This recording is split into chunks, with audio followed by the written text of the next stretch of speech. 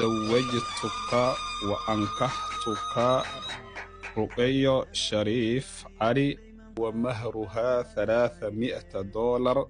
بسم الله الرحمن الرحيم. الحمد لله رب العالمين. maanta taariikhdu tahay 4 bishii 11 2025 waxaan joognaa magaalada Baydhabo. waxaan fadhinaa majlis khayr badan. majliskaas oo maanta uu ka dhacayo aqdigii ama meherkii walaalkeen Maxamed Deeq. ilaahay subxaanahu wa ta'aala khayr hay naga sii dhamaanteenba. hawsha maadaama ay ku soo wareegaysa xagga culimada waxaan u dhiibayaa sheekhi noo sameeyay laha aqdiga ama meherkii. sheekhu soo dhaw insha Allah. الحمد لله رب العالمين، ثم الصلاة والسلام على سيد الأنبياء والمرسلين سيدنا وحبيبنا صلوات الله والسلام عليه. أزوجك وأنكحك على ما أمر الله به من إمساك أو تسريح.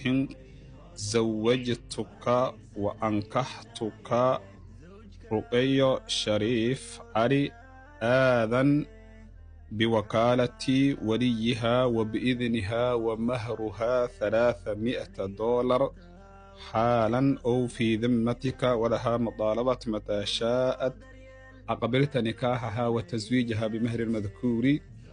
قبلت نكاحها وتزويجها بمهر المذكور. رقية شريف علي آذن مهر شيء $300 أو شأني وكالة مهر كاسوك أقبلي مها حكمت لك. الحمد لله رب العالمين. إلهي سبحانه وتعالى أجر هاي نغسي دمان انت كسو قيب قادت يا نغبا waxaan leenahay guurkii lagu nagaado lagu dago awlaad khayr qabto laga helo Allah ka dhigo wixii ducaa insha Allah ta'ala sheekha u dhiibay. waxaan joognaa meherkii Maxamed Deeq Cabdi iyo gabadhii Ruqiyo Shariif Ali Aadan. ilaahu guurkooda kii lagu nagaado baraka iimaan leh ka dhig. awlaad baariya oo dhukura ilaahu si ilaahu awlaad saalax si ilaahu awlaad baariya oo dhukura si ilaahu naga aqbal.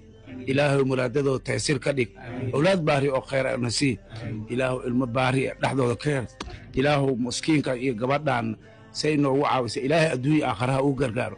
dadkii muslimiinta oo soo caawiyeen Allah baraka.